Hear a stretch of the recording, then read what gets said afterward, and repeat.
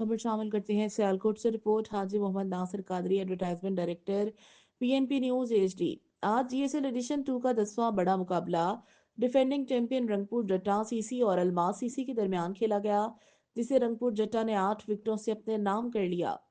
पहले बल्लेबाजी करते हुए अलमास सीसी ने 173 रन का हदफ सेट करने में कामयाब हुई, जिसमें फारूकी ने 36 और रिहान सईद 25 रन बनाकर सरे फहरिस्त रहे। रंगपुर जट्टा की जानिब से कासिम पोलो ने 3 और राहत ने 2 विकेट अपने नाम की। हदफ के ताकुब में रंगपुर जट्टा को एक बेहतरीन आगाज मिला। ओपनिंग बल्लेबाज रवि और अब्दुल्ला की एक अच्छी पार्टनरशिप ने अलमास सीसी के लिए काफी मुश्किलात पैदा की। इनके बाद कासिम पोलो की जारहाना बल्लेबाजी ने मुकाबला अपने नाम करवाया।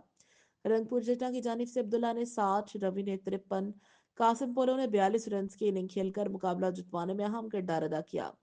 Man of the match GSL owner and sponsor Rana Sarfaraz Rajput और फहद टीपू की जानिब से 10,000 का इनाम कासिम पोलो और रवि को दिया गया, जबकि match changing performance Rajput family की जानिब से अब्दुल्ला को 2,000 रुपये इनाम दिया गया। मुकाबला जीतने पर टीम स्पॉन्सर्स की जानिब से पूरी टीम के खिलाड़ियों एम्पायर मीडिया को इनामात दिए गए। टूर्नामेंट की पहली जीत हासिल करने पर डिफेंडिंग चैंपियन रंगपुर जट्टा सीसी को मुबारकबाद पेश करते हैं। PNP sports news Sialkot.